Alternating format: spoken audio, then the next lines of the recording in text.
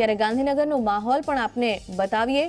પોલીસનો જમાવડો હાલ ત્યાં કરી દેવામાં આવ્યો છે। દરેક પોઈન્ટ પર ચેકિંગ છે અને આ સાથે વિધાનસભાની આસપાસ ઘેરો એક પોલીસનો બનાવી દેવામાં આવ્યો છે કે જેથી આ કાર્યક્રમ સફળ ન થઈ શકે અને અત્યાર સુધી 1000 જેટલા શિક્ષકોની અટકાયત પણ થઈ ચૂકી છે।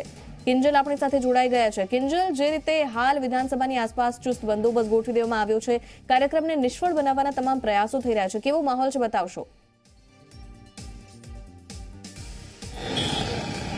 जी सीधा मेरा दृश्य बतावવાનો प्रयत्न करी। आप જોઈ શકો છો જે રીતે અહીંયા પોલીસનો બંદોબસ્ત છે તેની સાથે જ આપ જોઈ શકો છો કે કઈ રીતે અહીંયા ચેકિંગ થઈ રહ્યું છે। પોલીસ અહીંયા હવે હાલમાં વૈષ્ણોદેવી પોઈન્ટ ઉપર ઊભા છે કે જ્યાં સઘન ચેકિંગની શરૂઆત થઈ ચૂકી છે। તમામ જે પણ શંકાસ્પદ લાગતા હોય છે સામાન્ય પ્રજાને જવા દેવામાં આવી રહી છે, પરંતુ જો શિક્ષકો હોય શિક્ષકોને જવા દેવામાં નથી આવી રહ્યા। જે સઘન રીતે ચેકિંગ થઈ રહ્યું છે, પોલીસ અહીંયા ખડે પગ ઊભી છે। આઈ કાર્ડ માંગવામાં આવી રહ્યા છે, કઈ કઈ અલગ અલગ વસ્તુઓ માંગવામાં આવી રહી છે કે આખરે એ લોકો જો જઈ રહ્યા છે તો તેમનો જવાનો રૂટ કયો છે, ક્યાં જઈ રહ્યા છે, કયા પર્પસે જઈ રહ્યા છે, તમામ લોકોને અહીંયા રોકવામાં આવી રહ્યા છે। આપ જોઈ શકો છો સીધી કાર્યવાહી બતાવવાનો આપણે પ્રયત્ન કરી રહ્યા છે।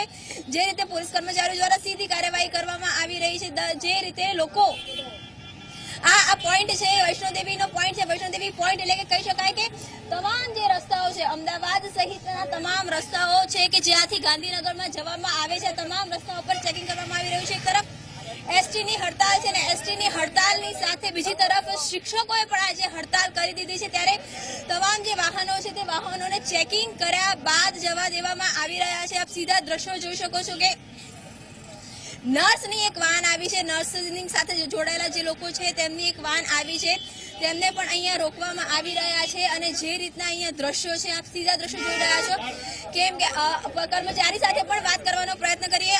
વવસાજી, જે રીતે અહીંયા આપ ચેકિંગ કરી રહ્યા છો, કયા મુદ્દાઓને લઈને ચેકિંગ કરી રહ્યા છો? જે ટીચર્સો વિધાનસભા ત્યાં જવાના છે તેમને રોકવા માટે અમારું ચેકિંગ ચાલી રહ્યું છે। એ લોકોનો પ્રોગ્રામ વિધાનસભા સુધી પહોંચવાનો છે, અમે એને ન પહોંચવા માટે અમે અત્યારે સખત ચેકિંગ હાથ કરી રહ્યા છીએ। અત્યાર સુધીમાં કેટલું ડિટેક્શન થયું છે, કેટલા લોકોની અટકાયત કરવામાં આવી? હજી અમે ગઈકાલે એક પ્રમુખની અટકાયત કરી છે ને એ સિવાયનો અત્યારે અટકાયતની પ્રોસિજર ચાલુ છે।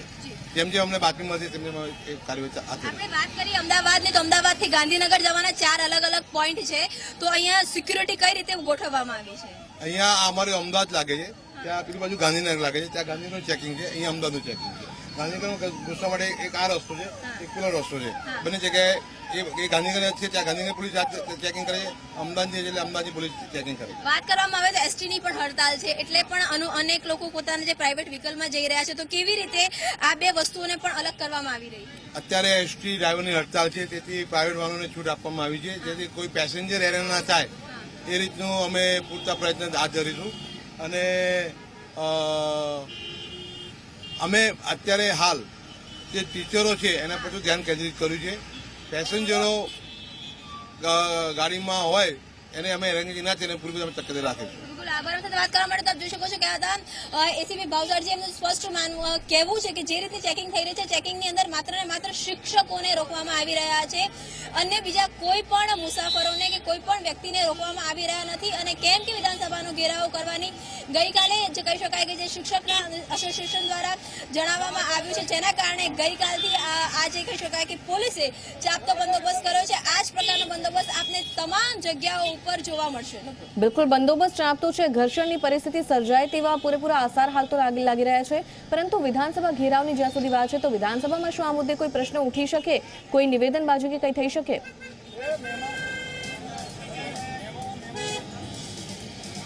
સ્વાભાવિક છે, જનતાનો પ્રશ્ન છે। ગઈકાલે પણ જ્યારે એસટી વાળી જે આખી વાત બહાર આવી હતી અને એસટીના કર્મચારીઓની વાત હતી, તેની અંદર પણ જિગ્નેશ મેવાણી દ્વારા આ પ્રકારનો જે મુદ્દો હતો તે રજૂ કરવામાં આવ્યો હતો। અને સ્વાભાવિક છે કે જ્યારે શિક્ષકો પણ આજે હડતાલ પર છે તો આ મુદ્દે પણ ચર્ચા થઈ શકે છે, પરંતુ ગઈકાલે પણ ડેપ્યુટી સીએમ દ્વારા એવું કહેવામાં આવ્યું હતું કે લોકશાહી છે, લોકશાહીની અંદર તમામ લોકોને પોતાની વાત મૂકવાનો અધિકાર છે, પરંતુ તમામ માંગણીઓ સ્વીકારવી સામેના કહી શકાય ફોર્મેટ પ્રમાણે જરૂરી નથી। એટલે કે ક્યાંક ને ક્યાંક પક્ષની સાથે વિપક્ષમાં પણ આ ચર્ચા થશે, પરંતુ પરિણામ શું આવે છે તેની પર હજુ રાહ જોવી પડશે. પરંતુ પોલીસની જો વાત કરવામાં આવે તો પોલીસ અત્યારે ખડે પગ તૈનાત છે, કેમ કે જેમ જેમ સમય જશે તેમ તેમ અનેક લોકો પોતાની ઓફિસ સુધી જવાના હશે. જે રૂટીન શરૂ થવાનું છે તેની પહેલા જ પોલીસ દ્વારા તમામ પોઈન્ટ ઉપર આવું સઘન ચેકિંગ શરૂ કરી દેવામાં આવ્યું છે. જી કિંજલ, આભાર સમગ્ર માહિતી માટે.